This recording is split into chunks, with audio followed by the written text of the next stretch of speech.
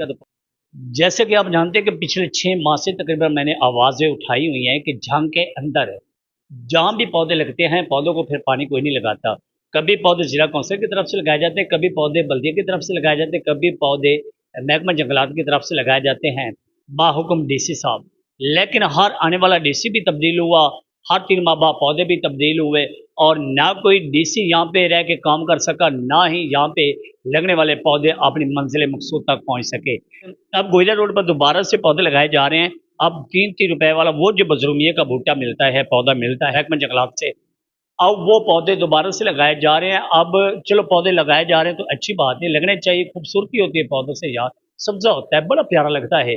जाएँ आप बड़े शहरों में तो पौधों की वजह से, घास की वजह से शहर खूबसूरत बने हुए हैं। अच्छी बात है, पौधे लगने चाहिए, मगर अब सवाल ये है कि पौधे लग रहे हैं, पौधों को पानी कौन लगाएगा? कौन लगाएगा यार? कोई भी नहीं लगाने वाला। अगर पानी नहीं लग सकता तो पौधे लगाते क्यों हैं? छोड़ दें इन पौधों को।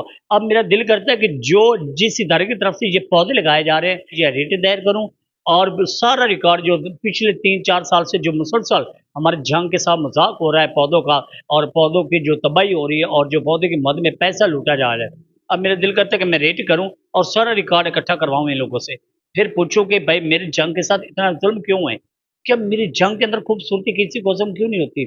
मेरा जंग क्यों नहीं खूबसूरत बन सकता? मेरे जंग के अंदर तबाहियां हैं हर तरफ, कहीं रोड टूटे फूटे हुए हैं, कहीं सीवरेज पानी का कब्जा है, कहीं कूड़ा क्रिकेट के ढेर लगे पड़े हैं, कहीं पौधे तबाह हो गए हैं, कहीं स्ट्रीट लाइटें नहीं जा रही, कहीं इशारे बंद पड़े हैं। यार कोई इंसानियत है?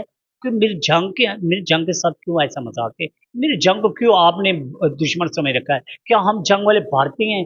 हम जंग वाले अपना हक नहीं लेना जानते? क्या हम हिंदू सिख हैं कि हम हमें अक़लियत में शामिल कर दिया गया है? यकीन कीजिए, अब शर्म आती है कि इन लोगों ने जो मेरे जंग के साथ मजाक कर रखा है ना, मैं नहीं बता सकता।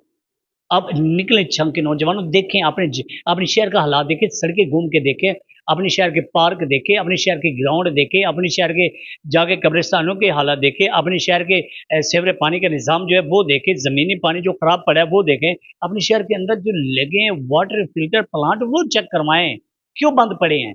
अब वाटर फिल्टर प्लांट चलना ना चलना दूर की बात है, उनकी टूटियाँ भी कोई खोल के ले गया है। मुझे खुदा का खौफ करे, इतना मज़ाक, इतना ज़ुल्म मेरी जंग के साथ भाई, क्यों? हम आप लोगों से हिसाब लेना जानते हैं, हम लेंगे ये हिसाब, हम ये आवाज़ें उठाएँगे, हम कानूनी दस्तक देंगे, हम कानून के दायरे में रहते हुए हम एक-एक पौधे का एहतसाब करेंगे। हमारे साथ इतना जुल्म हो रहा है, हमारे साथ इतना मज़ाक हो रहा है, ना कमिश्नर की आँख खुल रही है, ना वो पंजाब की जो अम्मी बनी हुई मरियम ना उसकी आँख खुल रही है।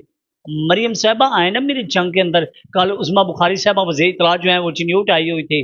जंग के अंदर तो उसका कोई मरियम नवाज़ का कोई जो डेरे पर कुत्ता है वो भी जंग का विज़िट करने को तैयार नहीं है। आए ना मेरी जंग का विज़िट करके देखे देखे तो सही मेरी जंग के साथ क्या हो रहा है। मेरी जंग के साथ इतना बड़ा मज़ाक हो रहा है, जैसे लाहौर के थिएटरों में ड्रामे वाले मज़ाक करते हैं। खौफ़े खुदा करें, हम भी टैक्स देते हैं, हम भी पाकिस्तानी हैं, हम भी मुस्लिम हैं, हम भी साफ़-सुथरा माहौल देखना चाहते हैं, हम भी ये जंग लड़ना जानते हैं। खुदा का खौफ करो, किसी के साथ इतना भी मज़ाक ना करो।